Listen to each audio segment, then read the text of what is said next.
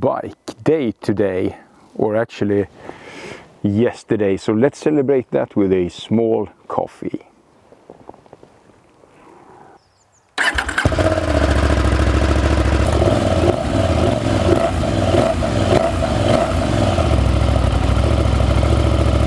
Good morning, my ADV riding friends. Good to see you here again. As you see, my old legend of a bike, the 790R, is swapped for a new 2023 890 ADV R. What a beauty, what a beauty. And you might wonder why I have swapped the bike. And this video will be a little bit of an initial review of this bike, and of course some may say it's like a Starbuck, or I mean a small coffee type of review, since I'm not riding, because it's 8- degrees Celsius outside here. But hey, let's get it on. First thing first, why did I swap my 790R for this new 890R with somewhat new styles and some news on the bike?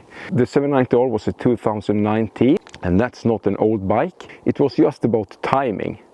I had the opportunity, it was still a good value on the beast, and I really like the look of these new bikes, and it has some updates as well that I really like. Some of you know that I test rode the 890R a couple of years ago when it came out on the market. I can link a video up there for you if you've not seen that comparison to my old 790. I could say that I really like the engine. I've only ridden this bike for 4 kilometers, so bear that in mind when I speak about riding this bike. I will get back to that because of the riding conditions. This 890 engine has a lot more punch in the bottom end that you feel. One funny thing is that it wheelies somewhat easier, and that's always fun.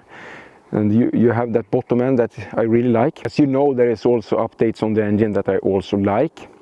It is a beautiful bike, isn't it? So just the new fairing and the looks of the bikes is great. But let's get into the news to this bike compared to the 790R and the 890R. First, you have this fairing. It looks totally different. It just follows the tank really nice up here. And then you have the front shield is completely changed. It's totally different in the front. It covers more widely. What I could feel so far when I was riding the bike, it was very linear airstream to the helmet. So it felt different than the windscreen I had on my 790. A more clean air or more laminar or linear flow to the helmet. That was what I felt on only 4 kilometers riding, and maybe topped up at 90 kilometers per hour. But it feels different, and probably in the better end. I will get back to that, of course, in the long-term review. Except for the new plastics, we have the tank with a new color. It looks like the same that we have on the rally version of the 790 and 890. You have a new TFT dashboard that is very clear and a little bit larger, very nice. We will get into the menus later in this video. You have an easy access to ACC that is connected to the ignition on the right side. I could easily connect my navigator to those connections, and there is a big compartment inside there, so you could store the excess of your wires. On the right side of the TFT you have a USB-A port. You also have a difference how this fairing or headlight tower connects to the bike. Many have been asking for this. The rear attaching points looks very different to the bike. They look similar or the same, but the supports are not tubes any longer. It's broader and wider supports bolted to this tower, and the front end connections, those looks the same, and then you also have all these side panels that are connected to the tower as well, so it looks very much reinforced in the supports of the fairing and tower, so it looks good and robust. All right, so let me speak about some of my options to the bike. Of course, I had the tech pack to get the rally mode, the cruise control, the MTC and quick shifter. And then I also opted for rally peg, heated grips. I will show you a nice feature on the heated grips as well. Foldable mirrors and the new GPS bracket that fits this new tower. And the GPS attached very nice, my Garmin. I didn't need any adapter, but I recommend to have shorter bolts than those come original with the Garmin device for fastening. And it's very, very sturdy. I expect that to not move at all. It's extremely robust. I will get back to that in a video later on, of course, how it looks and so on. Opted as well for these more robust hand protectors, and looks a lot better for the purpose of the bike. That was my options so far on the bike. And some other news to the bike is that KTM have adjusted the suspension, they say. I will get back to that, how that feels compared to the 790 as well. I have ridden it too short to tell.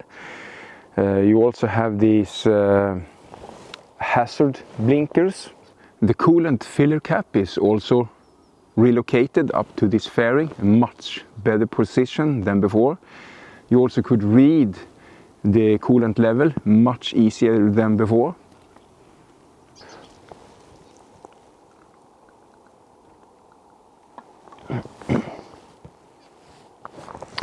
Of course, there could be some other updates that I have forgotten, but you still have the power plant with 105 horsepower and 100 Newton meters of torque, and that's plenty for an adventure bike that you also ride on trails with.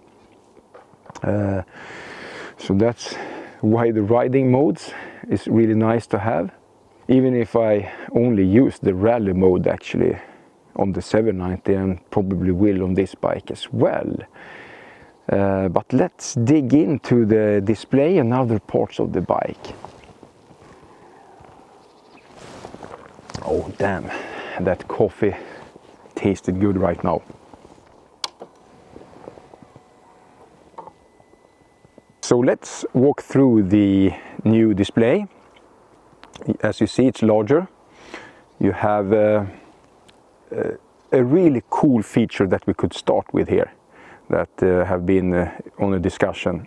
When you restart the bike after you have turned it off and you use the heated grips, look for this symbol.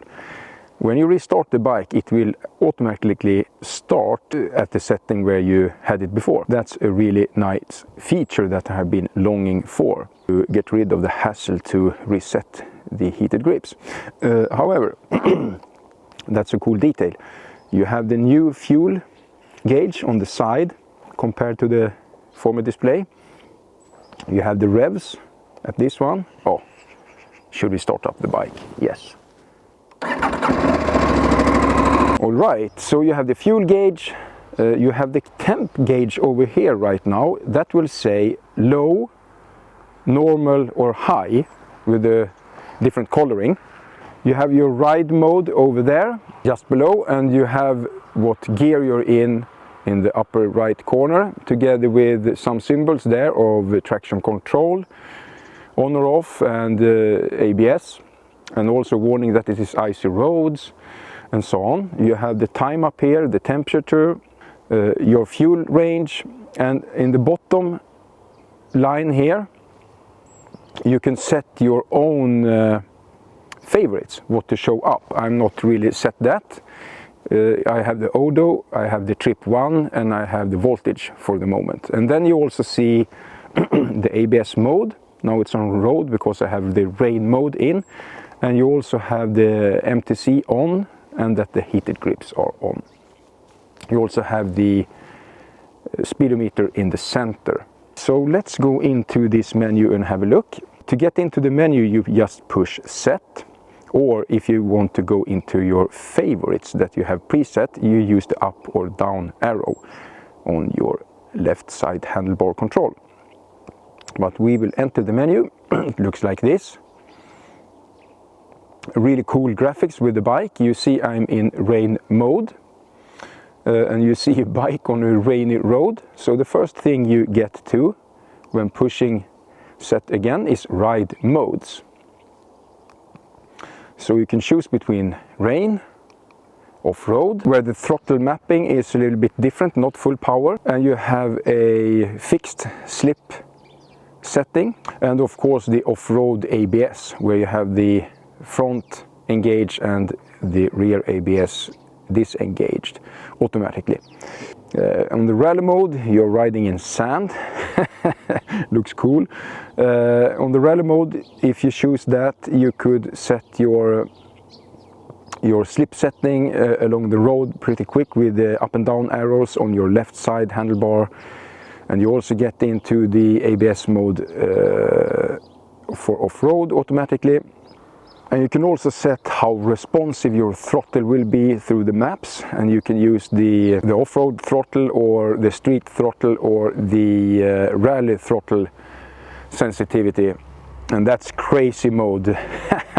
I love that mode when you get bored on the street mode. That is powerful enough because you have already full power on that, but it revs a lot quicker and a lot more responsive. That's a cool mode that I usually use.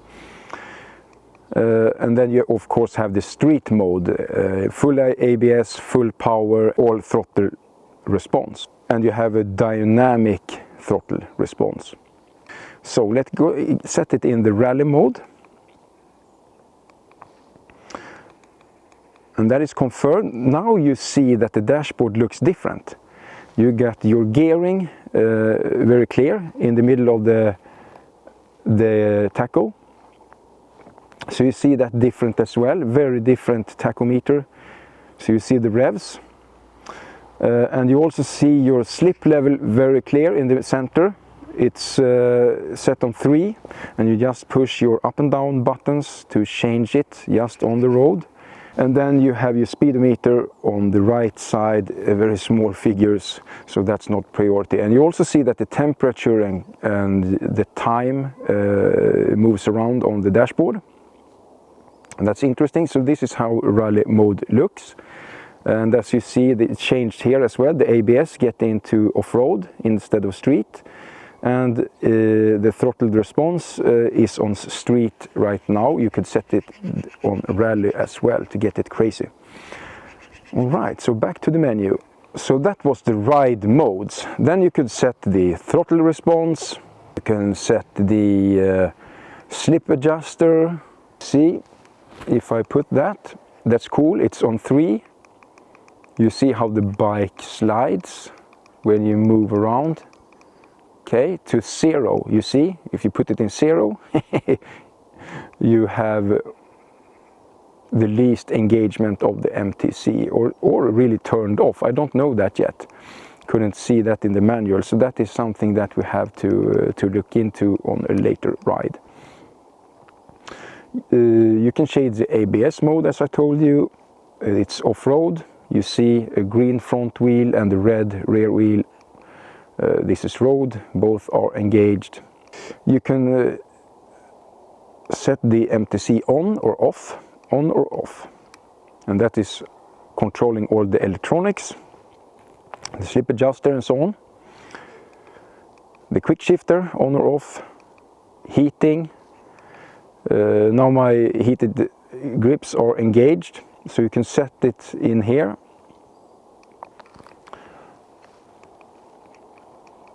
To off, low, medium or high. Alright, so that was what you could do in the ride mode menu. When you have it in rally, you could change all these settings. Otherwise you can only change the settings, not these specific different settings within the rally menu. Here you have some bike info, You see the water temps, the battery level, fuel range, and the odo and so on.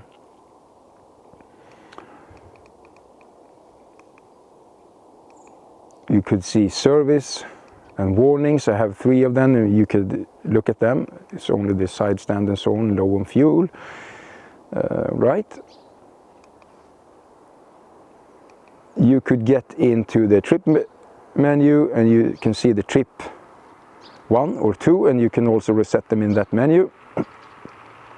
You also have the settings for the bike, change your favorites, and that is what you see in the lower end of the display. Well, let's sum this up then. I hope for many cool rides with this bike, both solo rides, motor camps, rides with friends out there. You who looked at the ride when we went to Poland with a few friends, had fun, you can look at that. I could reveal that we will have a follow-up video on that one, not to say too much. It will be a surprise. And a lot more to come. I will also review these Mitas 07 Plus. Never ridden on them before, except for this short ride. And let's see how they work. As some of you know out there, I really like more aggressive tires, but I will give them a chance to begin with. Let's see how that goes.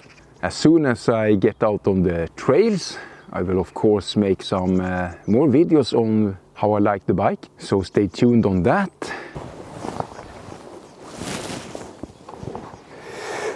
Well, it's a neat bike, isn't it? We'll have fun on this bike. I forget to mention, some of you know that I have test ridden some bikes out there, and before I choose this new 890R, of course my head was full of bikes and what to pick for a change to the 790.